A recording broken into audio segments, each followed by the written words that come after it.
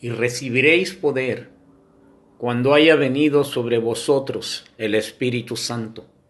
Y me seréis testigos en Jerusalén, en Judea, en Samaria y hasta lo último de la tierra. Hermanos, esta había sido la orden del Señor a la iglesia. Cuando venga el Espíritu Santo sobre ustedes van a recibir poder y entonces ustedes van a ser mis testigos, hermanos.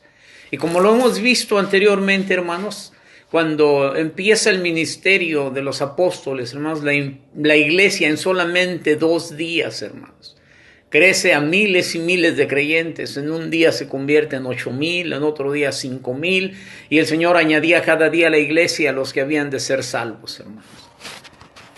Y hermanos, esto provocó una comodidad tan linda, tan hermosa. Los creyentes empezaron a vender todas sus propiedades. Nadie tenía necesidad, ni nadie decía ser suyo nada de lo que tenía, hermanos, sino que lo compartían todos entre los hermanos. Hermanos, se formó una comunidad hermosa, hermosa, hermanos. No querían salir.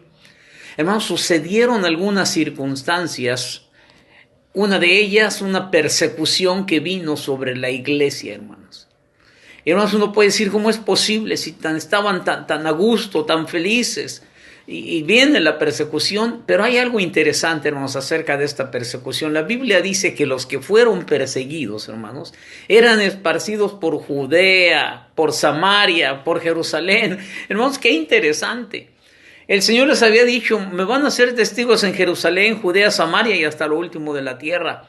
Pero hermanos, estaban tan contentos, estaban apreciando tanto la amistad de los unos con los otros, el compañerismo, hermanos, la fe, que no querían, se habían quedado en ese lugar, hermanos.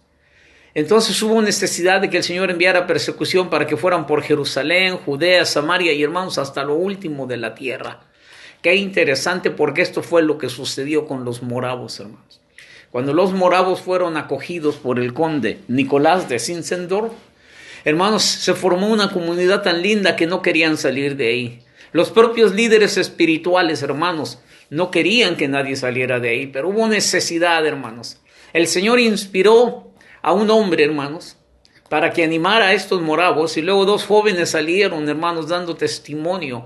Y el testimonio de estos 2 jóvenes animó a otros 18, hermanos, y estos 18 animaron a la congregación. Hermanos, quiero que sepan que la congregación de los moravos contaba aproximadamente con unos 600 hermanos, de los cuales, hermanos, casi 250 de ellos salieron a predicar el evangelio, hermanos, por todo el mundo, hermanos. Hermanos, y como les decía yo el día de ayer, podíamos contar cada día una historia a donde fueron cada uno de los moravos, hermanos, y lo que Dios hizo. Hermanos, los hermanos Wesley, que fueron influenciados por ellos, muchos otros personajes, hermanos. Pero, hermanos, hace algunos días estaba leyendo un periódico cristiano que me enviaron de la ciudad de Toluca, un hermano. Y, hermanos, algo que me impresionó mucho, hermanos, fue saber que la primera Biblia que llegó a México, hermanos, el primer colportor, así se les llama a estas personas, hermanos, el primer colportor que vino a América y especialmente a México, hermanos, y que trajo las escrituras por primera vez, hermanos, en español para compartirlas, hermanos, era un moravo, hermanos. Aún nosotros, hermanos, fuimos influenciados hasta esta época, hermanos, por uno o un descendiente, hermanos, de aquellos que decidieron un día dejar su confort, hermanos, dejar ahí su lugar de paz, de tranquilidad ahí en su morada, hermanos, y decidieron, hermanos, salir a predicar el evangelio, hermanos. Y nosotros, hermanos, fuimos bendecidos también por causa de uno de estos descendientes de aquellos, hermanos. Qué interesante, ¿no? Qué interesante. Pero aquí viene una pregunta, hermanos. ¿Qué fue lo que obró en la vida del conde? ¿Qué fue lo que hizo aquel cambio radical como lo que sucedió en la vida de mi hermano Luis Ángel, que era un religioso, hermanos, que llevaba bien la fe, hermanos, las costumbres religiosas, asistía los domingos a la reunión, los sábados con los jóvenes, hermanos, yo creo que daba sus ofrendas y sus diezmos, hermanos, pero, hermanos, estaba en un confort espiritual. Y, hermanos, ¿qué fue lo que sucedió? Hermanos, quisiera compartirles algo. Hace algunos años atrás leí una historia maravillosa, hermanos, que se llama La Gitanita, hermanos. ¿Y qué tiene que ver la gitanita, hermanos, con los moravos? ¿O qué tiene que ver la gitanita con la historia que los estoy contando, hermanos? Se van a quedar maravillados, tal como yo me quedé, hermanos. Van a quedar con la boca abierta, hermanos, y van a decir, gloria a Dios, hermanos.